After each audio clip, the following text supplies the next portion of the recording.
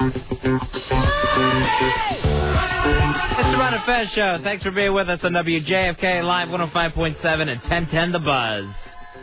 Ronnie, today, yesterday was the moon landing anniversary, 35 years. Mm-hmm. Are those guys still up there? No. They came back a while ago. Oh, good. Now, 65 years ago today, the Viewmaster was invented. That's the guy who runs the show for The View at 11 o'clock on ABC? No, it's not the gruff but lovable producer of those gals.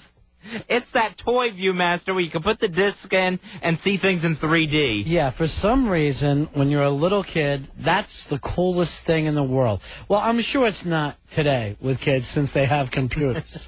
But remember when you were younger, you were really, really into Viewmasters. Yeah, and I got the talking Viewmaster one time. That, I think, is where I'll use the jump the shark thing, where they took that big, dumb leap that they never came back from. Now, Viewmaster, I don't even remember. I guess I owned one, but I remember more of if I was at the store with my mom, I would just go over and check out all the Viewmaster things while she was shopping around. I guess you can't even do that with kids now because everybody's worried about being grabbed. But that was, like, the coolest thing to me, especially how good, like, cartoon stuff would look on there, comic strip stuff. That looked even better, but my favorite was the Hawaiian girls doing the hula hoop. There was always that, and that was, like, the closest thing you had to Playboy when you're a little kid, Hawaiian girls doing the hula dance. I always thought when I was little, if I stared at it long enough, it would actually come out of the picture, whether I was looking at a tree or Woody the Woodpecker or whatever. So you tried to do the acid thing, like you were tripping. Like a child, you do 2 pixie sticks, and you're off that way. Dubs, did you have Viewmasters when you were younger? Oh, yeah. They were really They were big. still big and cool? They were really big with me, but I only got the one little circle thing that went in it when you bought it. My mom would never buy me the extra ones. That's usually like national parks or something. See, that's the problem. You get the one for, like, Christmas or your birthday, and then you never really go around to collect all the fun. Because, the national parks, there was always Yosemite. I forgot that. There was the Grand Canyon. And remember this, too, because, like, most of the time, like I said, it would be at the store. I would keep trying to get my my mom to look at it. Hey, look. This is great. And she's like, please, stop. If only you could show her this wonderful technology. All right, I remember this story. This was like at a Christmas, and my niece was pretty little. She was like 3 or 4 years old or something. And we were using binoculars, okay? We were looking out the windows with binoculars. And she was, her first time ever looking through binoculars. Later, we hear her screaming. She had a Viewmaster up to the window, and she saw E.T. in there, and she's screaming, it's E.T. It's E.T. Being totally confused between binoculars and Viewmasters. Especially when he's 3D E.T. Yeah. Then he's really coming at you. Well, yeah, and I guess if you're 4, it's an honest mistake. We all just yelled, don't be so stupid. That made her feel better? Yeah. Well, what really makes her feel better is we bring it up every Thanksgiving. Hey, remember that time? She's like, no, I'm too young to remember doing such a foolish thing. Those were great toys in those days, the pre-computer days. Now, with Viewmaster, their 65th anniversary, and they said they're still going strong. I had no idea kids were still looking into Viewmasters. I don't know. If anybody has any young kids, 866-277-4969, I'm going to guess no. But maybe it's the type of thing like I did with my kids is you attempt to get them the same toys that you loved when you were younger. Because, like, when you're a dad and you go out Christmas shopping, you're just, like, screaming, oh, a Frisbee! They are going to love this. And I'm sure a Frisbee or a hacky sack doesn't have the same pull now. It must seem pretty stupid. But in the same way, like, your father tried to get you model airplanes, which, let's face it, never really got over. It was way too much like work when I was a kid to sit there and attempt to put that together. I'm sure that they're going, I don't know what you expect me to do with an Etch-a-Sketch. I don't get it at all. I have a computer. Why would I want to sit here and work an Etch-a-Sketch? The Etch-a-Sketches they have now, I think, are like Magna Doodles, and you can just actually do portraits on them. I haven't seen this. They've got, like, you can put things on them like the the pattern or whatever. Yeah. And you can just do, a Hello Kitty thing without even having to draw it. I don't even understand it. To me, I mean, all I could come up with was kind of the square face where the smile really connected to the other side of the face. To me, an Etch-a-Sketch was a great toy and pretty exciting. Etch-a-Sketch? You ever break one open? No, I never did. There's all this, silver stuff inside. It's fascinating. That's got to be cool. I don't know. My folks told me it was poison. I still have a feeling it wasn't. Here is Susan. Susan, you're on the Ron and Fez show. Hi, boys. We love you here in Arlington. Thank you very much, darling. I have two fabulous Viewmaster things. One is a Viewmaster camera where you can take your own Viewmaster pictures and put them in the little reels. All right, I would love to have that, even though, I have the computer and never put pictures on there. But to see myself in a Viewmaster would be a dream. It's pretty fantastic. The only problem is it's hard to find the blank reels anymore where you can insert your own little photos. But you get to buy all this cool equipment, of course, off of eBay because it's ancient. So you kind of stuck with the Viewmaster thing ever since you were a kid? No, I didn't, but for some reason, once I stumbled on eBay, I don't know what happened. All of a sudden, I bought a Viewmaster camera. And then I had to buy the very sought-after, $800 old Viewmaster super serious projector and all the cool 3D glasses so you could, and the silver screen, the special Wow, silver I don't screen. remember that at all. Do you, Fez? You know what? I didn't know that was Viewmaster, but I remember there was some sort of projector, like a plastic projector. Yeah, and that's the junky little plastic one, and I think they still make those ones. This is like the serious metal one where you buy all of, like you said, the national park ones, and there's thousands and thousands and thousands of different kinds of reels, and of course I have a lot of those too for some reason. Hey, Susan, do you remember any of the cool stuff you had when you were a kid? Sure, I remember it all. What was your favorite thing like that? We had a whole lot of astronaut toys. There was this Astro base that had this neat satellite thing on the top, and it had this great electric arm that would come out and lower a chain, and then you could pick up this astronaut, Major Matt Mason. I had Major Matt Mason. That was great. I loved him. Is that right? No, what did he do? He's like a G.I. Joe? He's a G.I. Joe, but he's an astronaut. A little smaller, and he had a great, moon walker and all kinds of fantastic equipment. Fantastic. I remember I had an older brother, and they just looked at G.I. Joes like you were basically playing with a doll. It was like my dad and my brother. They're like, come on, bro. That's a doll. And I'm going, it's not. Everybody has one. They're going to look at it. It's a Ken doll wearing an army suit. Stop playing with it. But he's got guns. I know. They couldn't get beyond the fact that he looked exactly like Ken. Major Matt Mason was made out of this real bendable rubber, and what would happen is an arm or a leg would fall off, and there would be this rusty old wire just hanging out of Major Matt Mason. Remember Stretch Armstrong? Oh, yeah. Didn't that have a wire in it, too? You know what? All of our toys had metal right underneath the plastic that you could get to. Hey, thank you very much for calling, Susan. 866-277-4969. There was always an opportunity that you could bend something off, and something as sharp as a razor would be underneath those toys in the 70s and stuff. Sure, jagged edges. Yeah. Do they still make metal Tonka trucks? No, I don't see any reason why they wouldn't even have a Tonka truck. You could go online and pretend you're driving the truck. Because those things, you play with them outside enough, and the edge would get real worn, and then you got a sharp metal edge on it. You would leave it outside, and remember how rusty it would get after a rain? You would go out, and suddenly the wheels aren't turning. Just like a real truck. And remember, your dad would find it, what are you doing? Now you've left this rusty piece of junk. I just hit it with the lawnmower. Here's Joe. Joe, you're on Fez. Hey, guys, how you guys doing? Hey.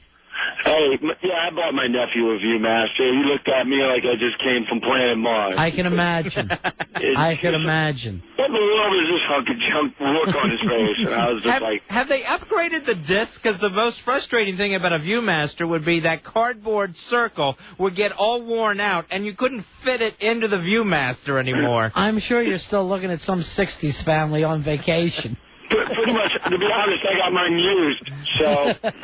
All right, so you thought you would impress them, and it just didn't work, right? Oh, yeah, it was a total farce. Not only that, I gave him all of my Star Wars toys, pulled them out of the attic in my mom's house, gave them to him, thought it'd be cool, because of the whole new Star Wars movies. Yeah. Same thing. He was like, what is this garbage? Yeah, they're not that impressed. I mean, it's basically... When you're young, you're like, hey, my kids are going to be so impressed that I like this music. I won't be like my parents. I'll be laying the cool stuff on them. And they just look at you like you're a maroon. Here is Dawn. Dawn, you're on the Ron and Fez show. Hi, guys. How's it going? Cool in the gang, darling. Well, I just wanted to let you know that Disney has a whole new line with the Beauty and the Beast and Snow White and all, and they actually jump out at you when you turn the little clicker on the side. You know, now that you brought that up, remember you could do the Viewmaster Disneyland vacation. All right, yeah. And that was something like you were always trying to show your folks, like, look how great it looks there. Jungle Cruise, everything. And look, Mom, there's teacups and a merry-go-round. You know, you try to break that in from them. And Dad would like this Hall of President. Right. That's for him. And Tatanka still does make the metal trucks, too. All right, thank you very much. Did your parents even take you to Disney World, even though you live close, Fuzz? Yeah, we went. That was like a regular thing for you? Yeah. Because you would think in Florida you must have went every weekend. And it still seemed like it took forever. I couldn't imagine as a kid, taking a long car trip that took days or even getting on a plane to do it. Well, like kids, now people do, but people used to drive like from Chicago. Just being almost like that stupid Chevy Chase movie before they got there. Hey, Catherine, you're on Ron and Fez. Yeah, do you guys remember the game Kaboom? I remember the cereal Kaboom. I don't remember the game. What was that all about? The game was you put a little balloon on a little, like, air thing, and you take turns pumping it up the number of times that you roll the dice. Oh, and yeah, when I remember the commercial. Burst, yeah. Yeah. And it was basically just blowing up, like, whatever happened, you had to hit it, like, 3 or 4 times. And then finally the thing just popped in the children's faces. Right. And the one time my parents went out on a date together and I had a babysitter, we played Kaboom, and the balloon burst and I got it in my eye and we had to call them to come racing home. I am sure they made a mistake. They left you alone. They trusted you. You lose when it explodes. Yeah. Well, that's just basic for life, isn't it? Why don't you just give kids a gun and call it Russian roulette? Hey, kids, remember, every 6th player will die. 866-277-4969. Hey, John. John, you're on Ron and Fez.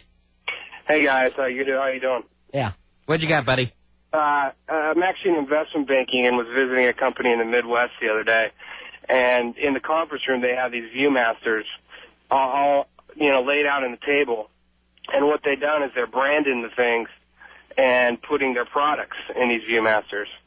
So not only kids are looking at them, but I think companies are starting to latch onto them. I'm sure companies would love it more. I'm sure guys like in the marketing room would rather say it than children.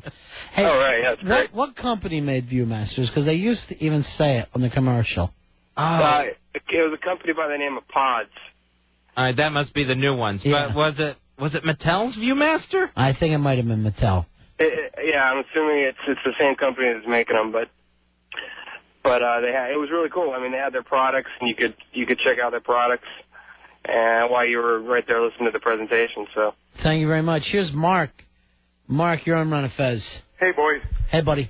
Hey, the best 1970s toy ever: electronic vibrating football. A vibrating football, Fez. The felt football. It would take you, I'd say, a half an hour to 45 minutes to set up the play. And basically, not a lot would happen. Remember when you would, and what happened was the field would vibrate, and then the guys would start and move, and like on the commercials, somebody was always breaking away for 80 yards. In your hall, in your house, like down in the basement, they would just spin around in circles and go every which way, and not a huge amount of fun. And usually head right to the sidelines, like they were trying to conserve the clock. And then you try to kick a field goal, and it was like an hour and a half worth of work. I never kicked a field goal in my life, and always lost a little felt football by the day after. That's right. And you're always like using like a little match thing or something for a pretend football. The only thing I really did like about it is that they used to have those cardboard stands, would be like a bunch of people cheering, and I would just be able to sit there and go, thank you, ladies and gentlemen, it's great to be here tonight, and do a little Johnny Carson thing. Nice. You're the audience. You're a fantastic audience. It sounds, I'm Rupert Pupkin down in my down in my basement acting like an idiot. Thank you very much. Electric football, which, if you weren't careful, was sometimes used by the girls, and I can't tell you what for. Let's just say they practice dating, and leave it at that. Here is Michelle. Michelle, you're on the Ron and Fez show. Hi, glad I reached you guys. I guess the best toy that I still have that is in excellent shape, actually, is a little AM Panasonic Toodaloop. I don't know the Toodaloop at all. What was that? It's actually a bracelet that is an AM Panasonic radio. So you would sit there and listen to the top 40 radio stations of the tab. Bring all the hits at you. Or it was also a necklace, and I mean, it's just a very unusual radio, an unusual piece.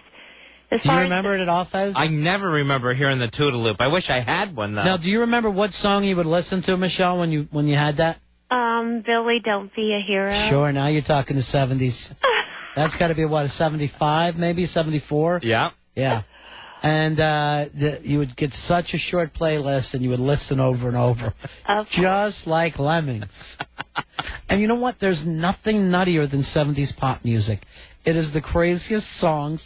I don't know what the program directors were thinking, why they grabbed those things, but there was just an amazing amount of crap on the radio. Yeah, and that's what you would hear at the roller rink when you go roller skating. All right, thank you very much, Michelle. Okay. Here's Tony. Tony Armand Fez. Hey, do you guys remember the Sizzlers from Hot Wheels? Hot Wheels were huge, Fez. Yeah, and what were these, the Sizzlers? Yeah, they have a little car, and the battery, you charge it up with a battery, and then it's run around a track, an orange track. Yeah, that it could never stay on. Right. There was always the problem with the Hot Wheels staying on the track. And then later you would just really set it up on some boxes, so it took this enormous Evel Knievel jump all the time. Yeah, I did the same thing. What you needed was like a Hot Wheels legislation to widen these roads. Yeah, they never came out with that. There was always a problem keeping the Hot Wheels on the track. And then the great thing was the tracks would be really great for sword fights with you and your friends, just slapping each other with Hot Wheels tracks. Man, those hurt. Here is Alex. Alex, you're on the Ron and Fez show. How you doing, buddy? How's it going? Cool in the game. Hey, here's a blast from the past. Easy Bake Oven. Easy Bake Oven, my cousin had one, Fez. I don't know whether you enjoy baked goods that are cooked under the light of just a regular house light bulb. I sure do. Yeah. Well, the kicker here is my wife bought it for my 6-year-old son. It was the proudest moment of my life. Did he bake with it? Oh, yeah. Yeah, and I threw it out last week with much acrimony. Now, so, here's the thing. If the kid's really into cooking, why don't you let him use your oven at home? That Easy Bake Oven, he might as well just be cooking it right against a lampshade. And I don't know if you remember any of the cupcakes and all. They were pretty damn awful. Well, the mix, who knows how long it was in the box while it was sitting on the shelf. Sometimes it was there from a previous Christmas, and I don't think it went bad. I think that you could still probably find one in a treasure chest and still be able to make the same food out of it. Now I think quite possibly right. Yeah. Now I think they have Chuck E. Cheese pizza makers for kids. That's like another step up from Easy Bake Oven. See, back then, like my cousin had one, and I would play with it with her, but I couldn't go out and say, hey, I'd like an Easy Bake Oven. I might as well say, hey, to the neighborhood kids, why doesn't everybody throw rocks at me? It was a very difficult thing. You couldn't tell people back then, hey, I also enjoy baking, and maybe I could get involved. We did have that snowman snow cone maker where you put ice in his hat, and then the crushed ice came out his oversized belly button. Here's the problem. Got the Snoopy one like that. Yeah, I had the Snoopy one also. But the problem with it was, normally you would just take that little liquid and drink it, and then you wouldn't have anything, and nobody went shaved ice without flavoring. I remember we'd break that thing out, and I'd be so excited to see it that my mother would take it out. Yeah. And the next thing you know, her hand would just get too tired of cranking. And, then it's like, all right, maybe I'll make some more later. Before everyone had been totally served. Why do you make your own? I don't remember ever being allowed to. There was some problem where they were worried you'd be hurt with ice? Oh, it was like having a pencil sharpener with an ice thing. I never remember being given that option. In fact, it was put away. It wasn't like it was put away with the kids' stuff. Oh, so yours was the family. Yes, and it was put away like with the crock pot or the fondue pot or something. Just saying crock pot is just so dated. Oh, God, when my mother got that crock pot, it didn't stop. And you know what? Let's make the announcement now. There's no such thing as good fondue. All right. You melt some chocolate and stick it on on a strawberry, fine. But don't act like it tastes good with all those other different sauces that you're having chicken with. One time I went into a restaurant that was nothing but fondue things, and you had to sit there and make it. Awful. All right, we'll take a break, Fezzy. Back in a few moments. We've got a Meltdown that J-Dubs has put together for us that we're going to play later on in the show tonight. Yeah, this is Jack McKeon, the manager of the Marlins. I guess he's had enough. I love the Sports Meltdown, and for some reason, nobody does it better than baseball managers. You will not see a football coach, as rough as that sport is, taking the kind of fit that you see a baseball skipper do. They turn it into Popeye, where they can't stand no more. 866-277-4969. But we'll be right back. It's the Ron and Fez Show.